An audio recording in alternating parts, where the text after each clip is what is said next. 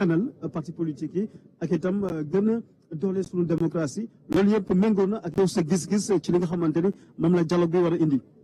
waaw man xam nga dama mës di gëstu ci mbirum dialogue daan naa fi wax sax créer fi li ñuy wax concertation ndax gëm-gëm la pour man ndax li ñu war a xeex pour suñu réew mooy xel yi ak xol yi bennoo ndax ñu mën a développé wu donc organiser ko nii dafay daal di nekk lu am solo pour ñun nii laa ko mës di gisee noonu laa ko mës di waxee te ba géej ga fer fuñ ma woo ci waxtaan pour juboo incha allah dinaa ca taxaw. merci beaucoup jërëjëf. jërëjëf man mii may wax merci jërëjëf. voilà mu nekkoon professeur Amsatou Sidibé wax lu am solo parce que moom itam trajectoire am jaar-jaaram si wàllu politique dafa tase li nga xamante ne moo di trajectoire sunu réew mi di Sénégal aju ci li nga xamante ne moo di les différentes alternances yi fi jot a am moom acteur politique la bu am solo bu majeur la.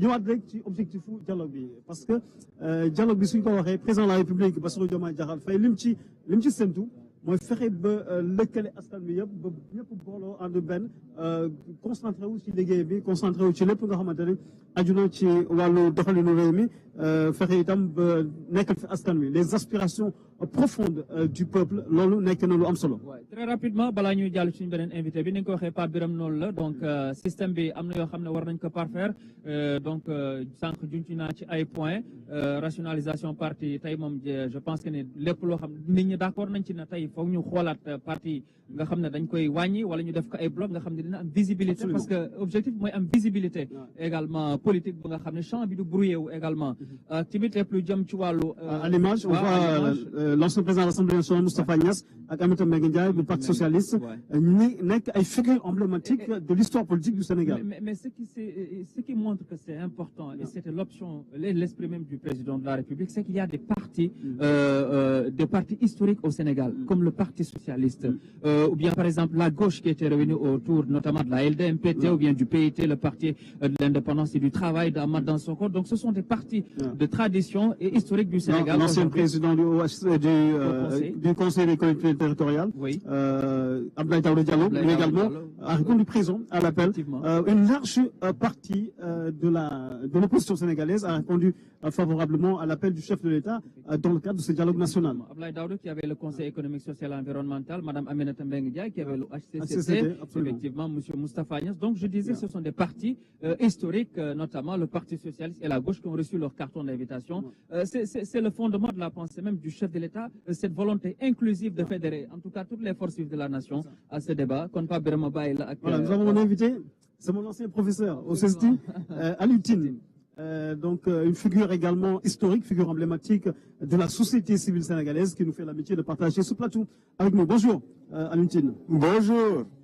Alors ce dialogue politique, ça a été vraiment un de vos chevals de bataille dans le cadre justement de l'harmonisation du champ politique sénégalais. Aujourd'hui, quelles sont vos attentes de ce dialogue politique?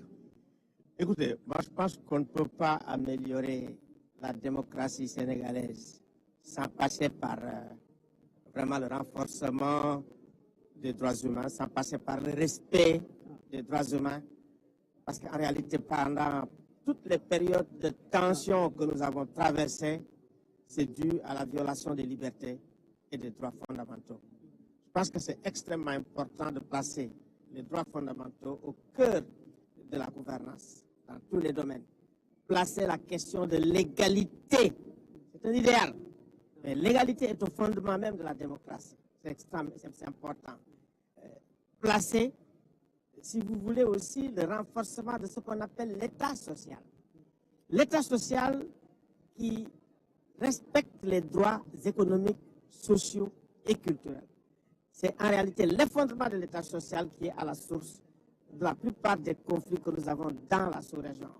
On parle tout le temps d'état de droit, mais en réalité, sans État social consolidé, on n'a pas d'état de droit. Je pense que ce sont des questions fondamentales. Faire en sorte effectivement que de plus en plus, qu'on essaye de diminuer, de réduire le fait partisan dans la gestion de l'État. D'accord.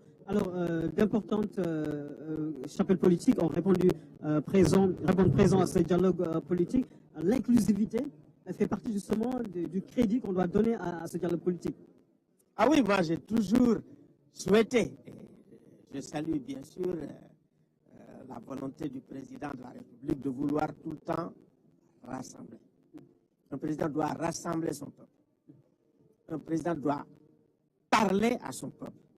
Il me semble que le spectacle que nous avons aujourd'hui, pour quelqu'un comme moi qui préconise le dialogue, vraiment je m'en réjouis très profondément de voir tout le monde fraterniser. Donc, dialoguer dans la vérité, dialoguer dans la justice, dialoguer également pour la réconciliation. Nous avons vraiment besoin de réconciliation nationale. Et il me semble que c'est une opportunité extraordinaire que nous avons aujourd'hui. Et là, à l'image de l'arrivée du chef de l'État, le président de la République, Bassirou Diomaye Diakhar Faye. Voilà, donc le président de la République est là, son Excellence M. Bassirou Diomaye Faye, accueilli par le Premier ministre Ousmane Sonko au CICAD ici. Premier président de la République ñëw na son Excellence M. Bassirou Diomaye Faye. Premier ministre Ousmane Sonko la àndal xam naa du yàgg nag cérémonie bi daal di tàmbali. Njiitu réew mi yegsi na fii ci Diamniadio moom mi nga xam ne moo tàllal loxo ñëpp ngir ñu ñëw dialogue lépp lu jëm ci wàllu système politique Pape Birame. waaw moom xam naa dañuy am mbégte ànd ak moom ci waxtaan bi parce que liñ ko war a laaj bari na xam nga liñ ci surtout inclusivité bi am na solo monsieur Alioune Tine waaye dafa am ay commission gis naa fi ay commission liberté ak institutionnelle ak tout ça mais élection ku ko wax tension sànq wax nga ko ci français donc surtout élection yi ñu mujjee génn processus bi fi ñu jaar ba yegg si fii donc baax na tey ji ñëpp toog waxtaan ci système bi naka la ñuy def ba améliorer ko ak yelleef yi surtout mën a bokk ci réforme yi nga xam ne dinañ ko dugal sa xalaat ci yow yaa ngi ay at nga ciy xeex. waaw xam nga ak yelleefu doomu aadama dafa am solo lool ci li nga xam ne mooy démocratie maanaam démocratie bu améliorer rek ci côté améliorer ak yelleefu doomu aadama ñin ñi la. ci bor yooyu lañ koy gisee donc loolu lu am solo la woote bi nag. dëgg ñu ngi koy rafet waaw parce que bu fekkee ne dem nga bay njiit réew da ngay woo sa askan waxtaan ak sa askan ngeen d'accord loolu ñun dañ ko mës a préconiser parce que loolu sax mooy palabre loolu mooy démocratie délibérative mais en même temps di démocratie participative ce qui veut dire que ñu ngi dem vers une amélioration de la démocratie sénégalaise donc ñu ngi koy rafetlu li gën a am solo mooy bu ñu demee ba nga xam ne am na loo xam ne jàpp nañ ko fii tënk ko ñëpp bokk d'accord ne lii la rek dañ ko respecté ndax damay fàttali boo seetee alternance yi ñu jóge depuis 2000 ku toog doo am problème mais génn bi day am problème 2012 am nañ ko amaat ko encore 2024 loolu lu jara xool la problème bi nan la ñuy def ba nga xam ne bu fekkee ne yow da nga bëgg jël nguur gi jaare ko ci ay élection wala nga bëgg nga toog ci nguur gi am légitimité sa waxtu dem jot nga dem te coow du bari fitna du bari loolu nag lu ñu war a càmbar la xool ko ba nga xam ne lii nga xam ne mooy li nga xam mooy instrument de régulation wu élection yi ñu fexe ba ñu am doole am kattan boo xam ne dinañu mën a réguler violence yi nga xam ne moo mën a am. voilà jërëjëf monsieur Alioune Tine merci beaucoup merci d'être passé. voilà mu nekkoon Alioune Tine bien sûr Afrikajom Center président. Il a touché des points essentiels par exemple sur le processus électoral. Vous savez que à la place de la Sénat, la Commission électorale nationale autonome, certainement on va changer cela en Commission électorale nationale indépendante, renforcer les pouvoirs notamment de la Sénat, le processus électoral, le ministère, la direction générale des élections. Bon, il y a autant d'aspects qui touchent à ça. Pape Birame, je vous laisse avec votre invité. Absolument. Je le président de recevoir sur ce plateau Tchad de Y'en a marre, qui bien sûr fait partie de la société civile, des figures marquantes de cette société civile qui ont longtemps œuvré pour le dialogue politique et surtout qui, à chaque fois de besoin, donnent leur avis, leur point de vue sur la marche du pays. Alors, Tchad, maa ngi lay nuyu di la gërëm di la sant ci teewaay bi. fay bu baax di kontaan ci teewaay bi. d'accord alors bésu tey bii nekk na bés bu am solo ci wàllu dialogue national ñu tegleel ko woy politique yi loolu ban gis-gis nga ci am.